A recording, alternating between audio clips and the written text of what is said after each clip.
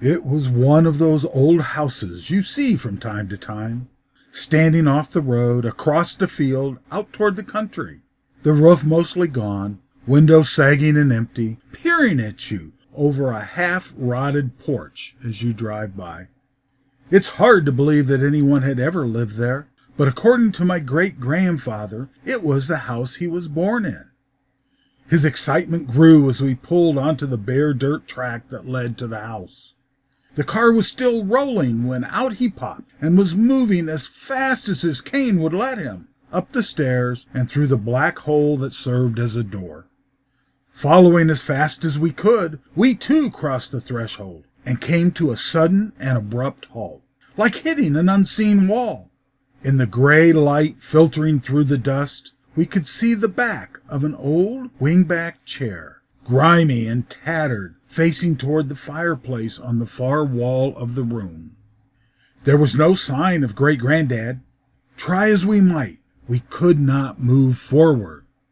A voice seemed to come from the depths of the wingback chair. "Don't worry, you'll have him back safe and sound. But first you must listen to my weird wonder stories from a time long ago. When I'm done, just step back and leave. Great-grandfather will be found sleeping in the car." And we did. Here are two stories about how we get there, in different ways. Charon by Lord Dunsany. Charon leaned forward and rode. All things were one with his weariness. It was not a matter of years or of centuries, but of wide floods of time, an old heaviness and a pain in the arms, that had become part of the scheme that the gods had made, and was of a piece with eternity.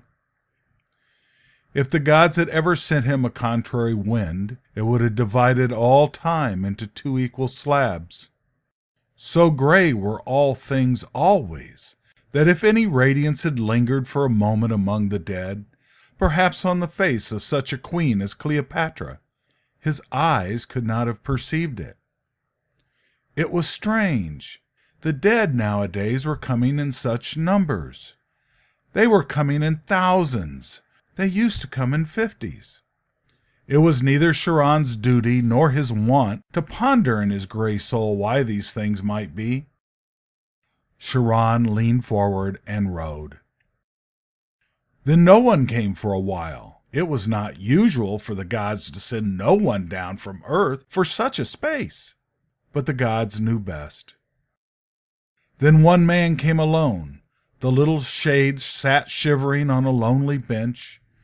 The great boat pushed off. Only one passenger. The gods knew best. And great and weary Charon rode on and on beside the little silent, shivering ghost. The sound of the river was like a mighty sigh. That grief in the beginning had sighed among her sisters, which could not die like the echoes of human sorrow falling on earthly hills, but was as old as time, and the pain in Charon's arms. Then the boat from the slow gray river loomed up to the coast of Dis. The little silent shade, still shivering, stepped ashore. Charon turned the boat to go wearily back to the world. Then the little shadow that had been a man spoke. I am the last," he said. No one had ever made Charon smile before. No one before had ever made him weep. The end. A letter which I have titled Judgment, from Otis, Trevor. During the streetcar strike in Denver in 1919, I was a reporter on the Times.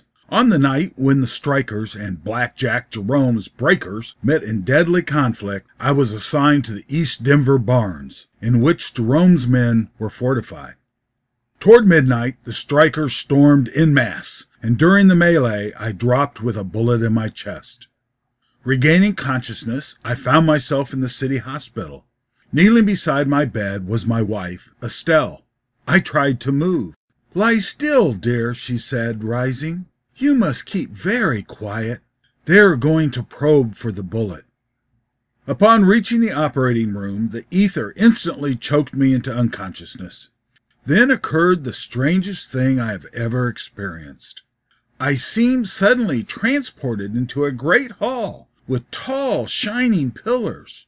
All around me were people clothed in white, and from afar came the sound of soft music. But what attracted me was a raised section on one end, on which sat a benevolent-looking old gentleman. In his eyes there seemed to be all the sorrow and suffering of a wicked world's countless centuries.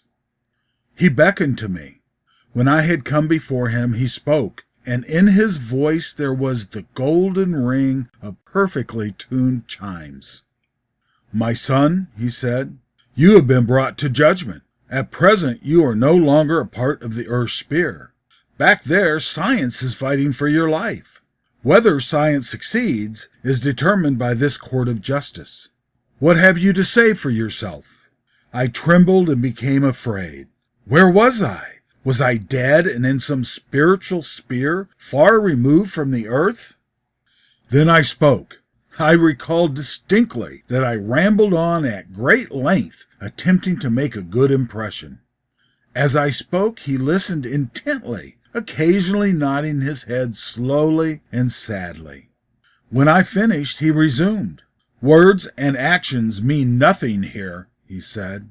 "In passing judgment, we consider only motives. They are everything. Remember that. It is the motives behind all actions that are important."